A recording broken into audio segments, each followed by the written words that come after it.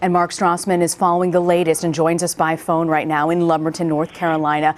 Mark, how many of the rivers there we know have yet to crest? Are conditions expected to get worse before they actually get better? I think they are going to get worse, Rena. I mean, for instance, the Lumber River, which you just saw that piece about, I mean, that's not expected to crest until Friday, is what the mayor told me. And it's already at, it was at 24 feet a couple of days ago and rising. The normal mark for it is about 9 feet.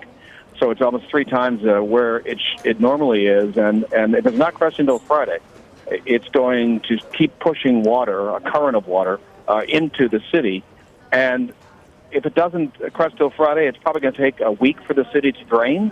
So, I mean, Lumberton's going to have this watery mess on its hands probably for at least another 10 days.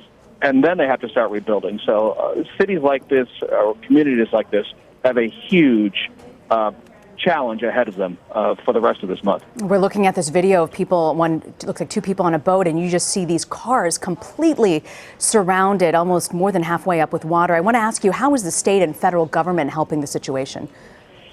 Well, North Carolina's been declared a disaster area. That frees up federal funds and resources. So, for instance, money for temporary housing, low-cost loans for home repairs, that kind of thing.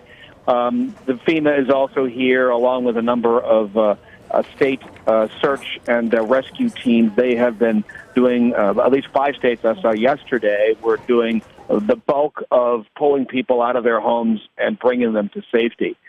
This has been a local, state, and federal effort, and honestly, it has looked very coordinated, and they really did. It was amazing to watch, Rena, yesterday, just how many people were coming out of these neighborhoods. I mean, sometimes it was 2 to a boat, but they would bring like truckloads of people, this 5-ton converted Army truck.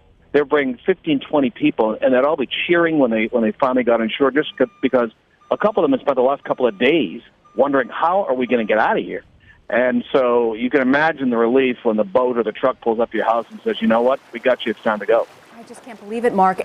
Did these people, were they asked to evacuate? Were they in that evacuation route?